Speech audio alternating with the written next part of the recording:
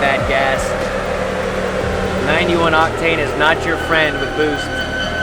And it's a stock car. She's definitely down. Get out and look. 91. Yeah, so he's from, this is Mr. Collins, 19 ZR1. Shipped it from Idaho, and all they get is 91 up there. He said 93 is hard to get, so I knew the baseline numbers were gonna be down, but I don't know, it's probably hard for y'all to see. Y'all can see it detonates really bad, so it's pulling a whole bunch of timing out of it, and that's why you're talking 10 degrees of timing, and that's nothing up top. Normally these ZR1s will make an automatic, I'll say 615 to 640 rear wheel horsepower on our dyno stock is average. This one with 91, it obviously is probably moved to the lower octane table from the factory, and it's still detonating. So we're gonna do our 1,000 horsepower package to it, and it will still run and drive on 91 octane, but when he's gonna go and race it, we're gonna have to give him a boost additive to help with that octane rating. Because we can still tune it on 91 where it'll be safe, but it'll probably be we normally make 850 rear wheel horsepower with our 1,000 horsepower package on 93, so 91 it'd probably be like 775, 800, but I think he's okay with putting a boost additive in the fuel to get that octane rating at least of 93 or up. We do that, we'll be 800, 850 rear wheel horsepower, no problem. That's the plan, I hope.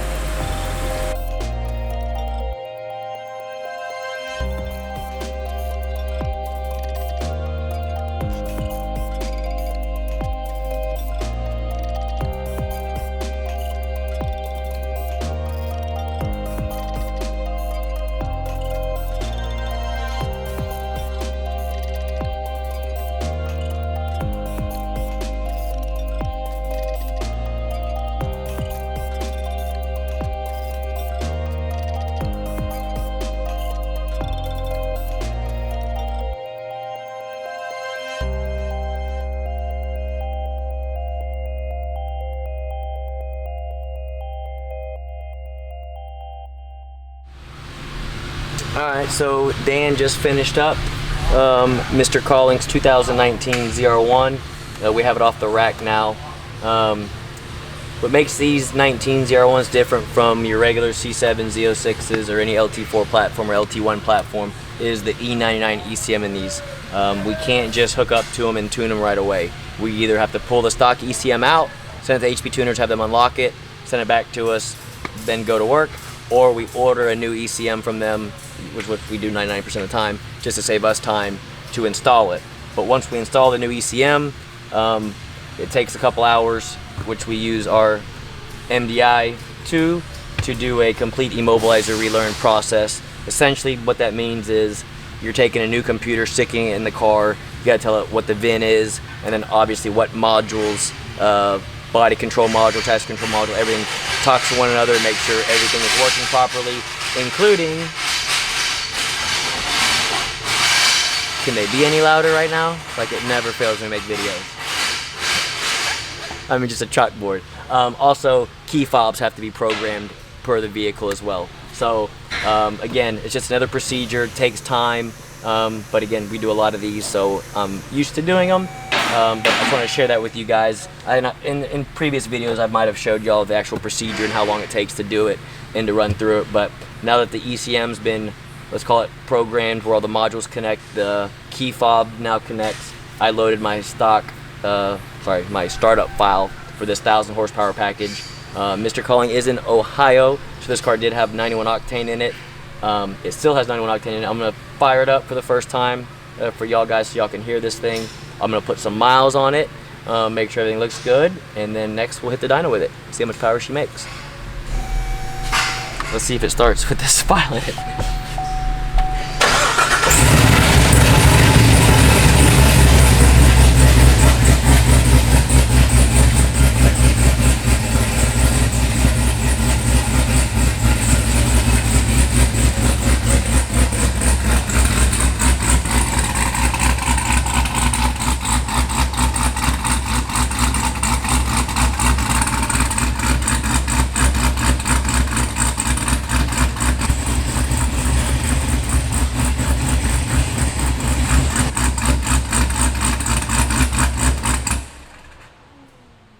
So car starts and runs. Everything looks good right now. Last procedure still to do, because it has a new ECM, is a crankshaft relearn. And I could show you all the procedures, but y'all might be bored with it. Essentially, you start the car up. You pretty much have to floor it, which sounds scary, but that's how you do a crankshaft relearn in this thing. So once that is finished, check engine light will be off for that, and then yeah, dyno next.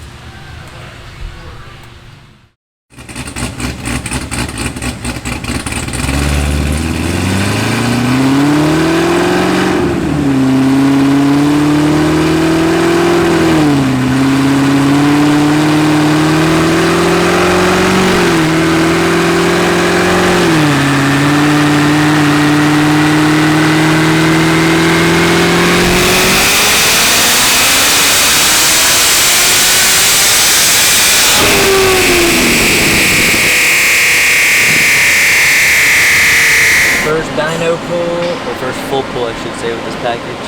Hey, you don't have the boost reference hooked up, Frankie.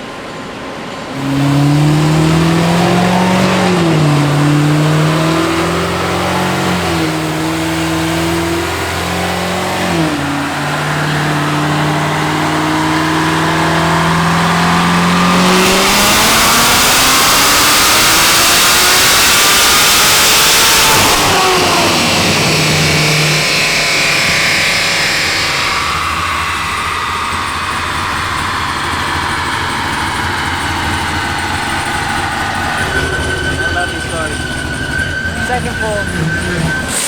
Jeez. I mean, you're talking 300 rear wheel horsepower from where he came in.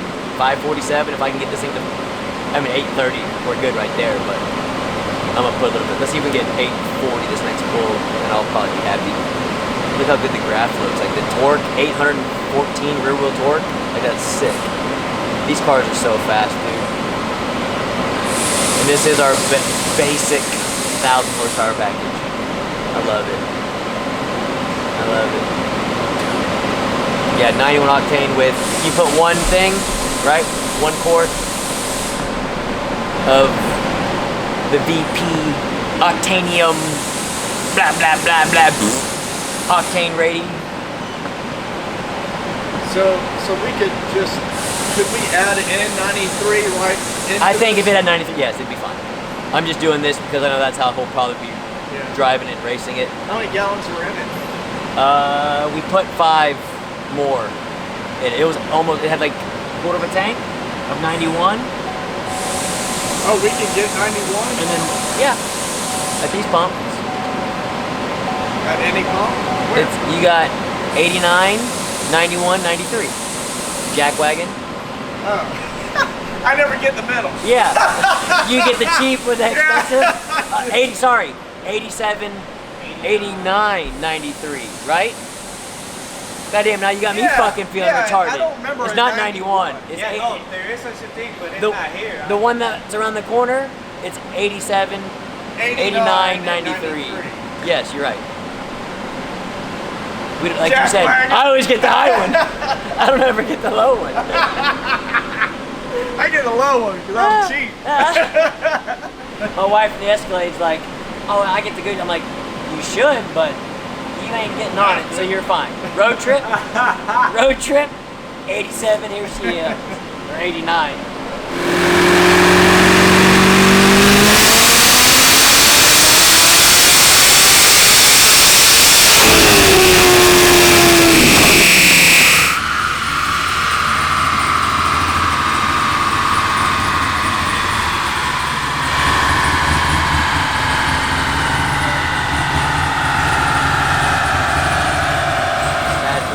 Pull.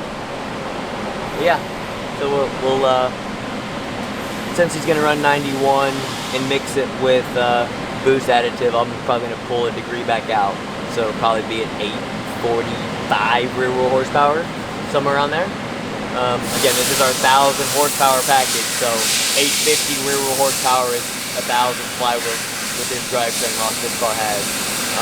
Again, 91 octane with a boost additive, that's pretty sick. He just said, it's gotta be the weather. It's gotta be the weather. Well, check it out. That's what, we've already done this before. I don't know the last video you posted, but that's what correction factors are for.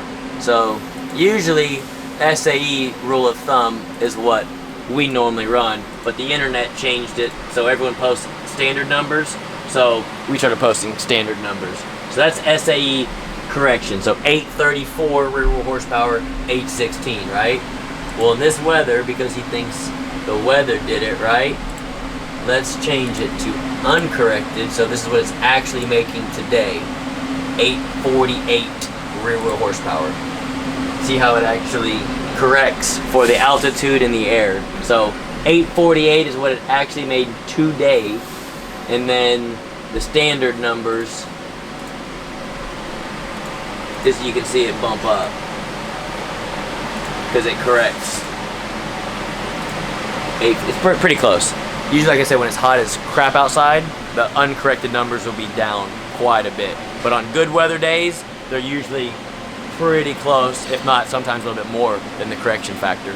Usually the correction factor will actually lose horsepower. Frickin' Frankie.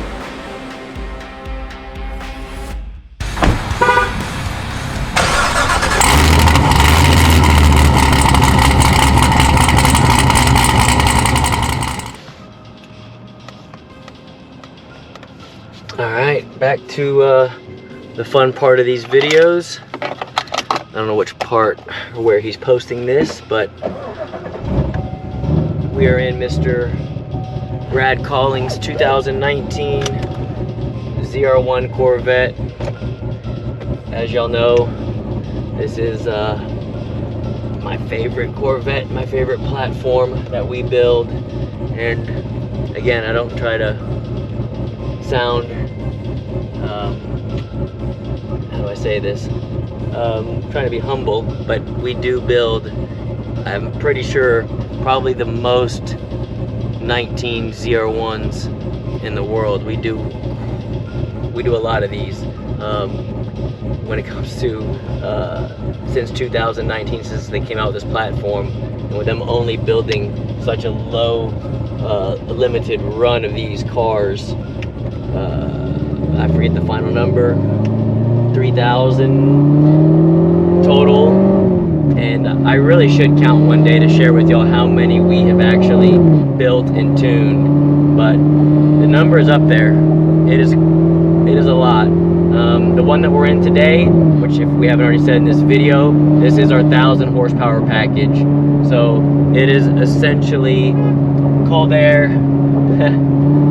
He wants to hear it, hold on.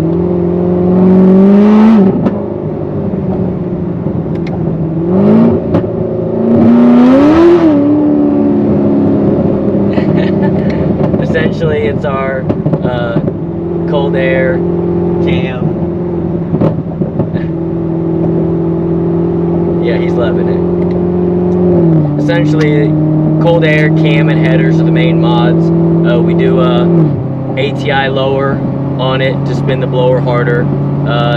This still has a factory supercharger on it, factory snout, and even a factory upper. So this is our 1,000 horsepower package. And Mr. Collings, he's from Idaho, so this car is tuned to run and drive on 91 octane. And then if he knows he's gonna go out and play with his buddies, or go to a drag strip or a road course, he knows to put like a boost additive in the fuel to get that octane rating from 91 to at least 93, if not a little bit better than 93. That way to keep the motor safe. Right, this package, we keep the boost around 15, 16 pounds of boost, so we don't go crazy with it, just for that reason, because most of these customers with this package in particular, they like to keep it on 93 octane. Now, next up from this is our 1200, we call it the Faraday package, where this setup here is about 850 rear wheel horsepower. This one made 855, I believe, rear wheel horsepower and over 800 rear wheel torque. Next step up from this, that's when we pull the supercharger off.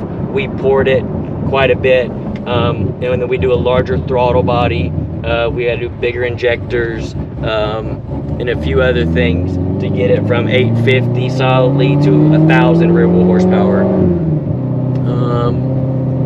I do have it where it's going to shift automatically. I haven't tested it yet, so this will be a first test. And I think I want to try to do a 60 to 130. I'm debating on what gear to start in. Let's try this.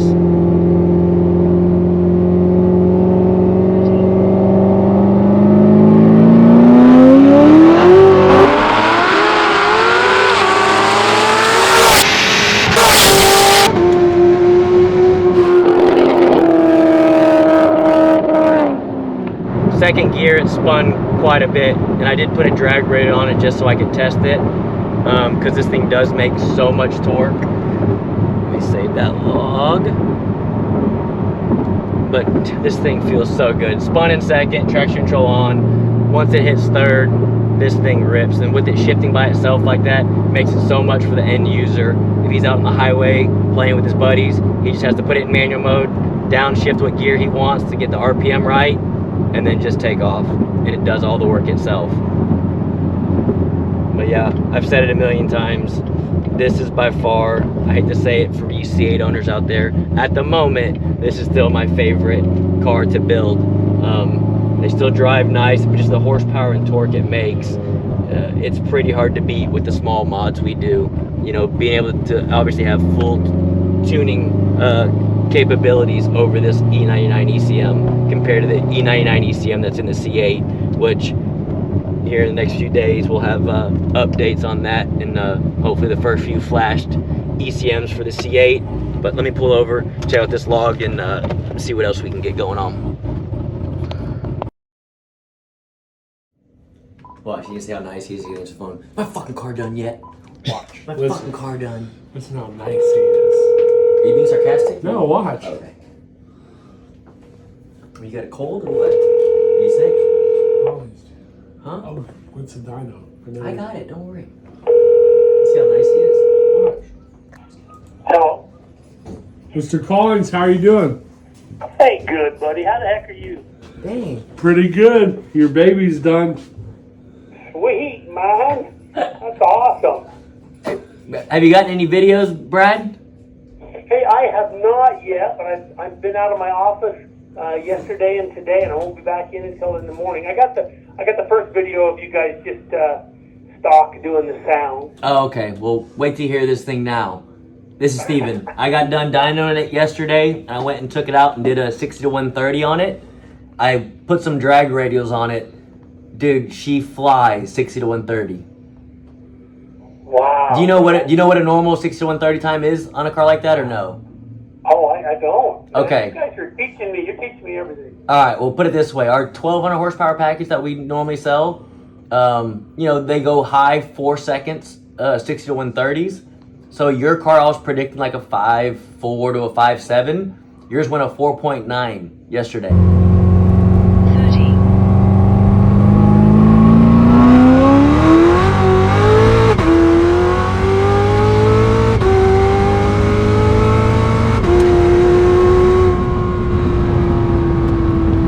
5.7. Yours went a 4.9 yesterday. Wow, man. And it's just the weather was mine shaft conditions. Like the DA was like negative 300. It was perfect conditions. So your car was running great. But it made 855 rear wheel horsepower. Oh, that's incredible. And so that was with 91 octane with our boost additive. And I know Justin said you're going to try to get 93 where you're at. But just know you can put 91 in it and just drive it and cruise it and enjoy it. But if you know you're going to go out and race it and beat on it really hard, that's when you need to add the boost additive to it, to the fuel. Hey, that's great. So I'll have you guys just send me a picture of what you're putting in that thing. Yes, sir. We usually send an extra can with the car on cars that we do, so at least you'll know exactly what it is that we used. Oh, great. And then, do you have other tires for this car, like for the rear?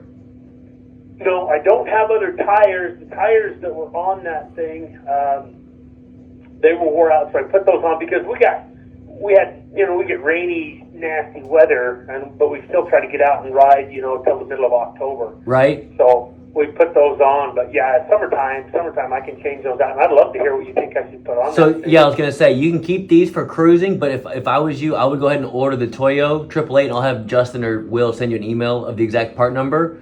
Put those on the factory rear wheel, and you can use it for daily driving. If you get stuck in the rain, you're okay. But if someone pulls up next to you and you want to get on it, you'll be safe to get on it in third and fourth and fifth gear, even second with traction control on. But the way it is now with those tires, I'd be very careful with getting on it with those tires that are on it. Even with traction control turned on, it made over 800 foot-pounds of torque.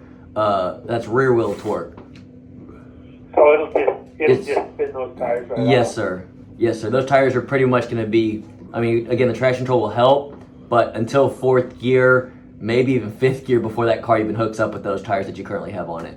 So I didn't even take the chance, to be honest. I didn't even test it with those. I went ahead and put my 18-inch drag radial on it, and I went out and I did a second gear pull. It spun good in second, hooked up in third, and took off. Third, fourth, and fifth gear was phenomenal. But not with those tires. No, I'm talking with mine. I put my drag radials on it. So if you put a Toyo on it, you'd be able to do the exact same thing I did. Okay, great. Yeah, let me know what you think on the tires. Wait till you hear. So you haven't even heard this thing idling yet with the cam in it? No, bud, no, huh? Oh my gosh. Right here. So check your messages and see if you should have gotten an idle clip when we got it cranked up. I'll bet I did. Okay, you're just out of town. Right. Yeah. I got haven't you. Pulled it up yet. I got you. Well, I'll send you that, and then I'm gonna send you a video of the 60 to 130. You can see how fast this thing's accelerating. It's sick. Well, that's incredible. Like I said, it surprised the hell out of me because we build so many of these 19 ZR1s, and yours came in making. I hate to say it, it was really down on power with the 91 octane that was in it. It was almost 70 to 80 rear wheel horsepower down compared to our normal ZR1s, but yours made the 850, which is what this package makes. But the 60 to 130 time surprised me. For it to go a 4-second 60 to 130, that's rolling. Man, that is awesome. I am so excited to get that thing back here. Of course, I'm raising up, in elevation for you guys, but it'll still be an incredible change for me. Oh man. Oh, and with the camshaft in it, just know that it's going to be rocking a little bit of idle with you. we put a good sized cam in it. Well, that sounds sweet, man. I'm tickled to death. Buddy. Yes, sir. I'm tickled. All right, I just want to confirm that. Make sure you were good. We're going to set up transport and hopefully get this thing back to you by next week. Hey, thanks a lot, you guys. Appreciate everything. I'll keep in touch with you. Yes, sir. If you got any questions, call back anytime. All right, thanks a lot, David. Take care. You guys. Yes, sir. Bye.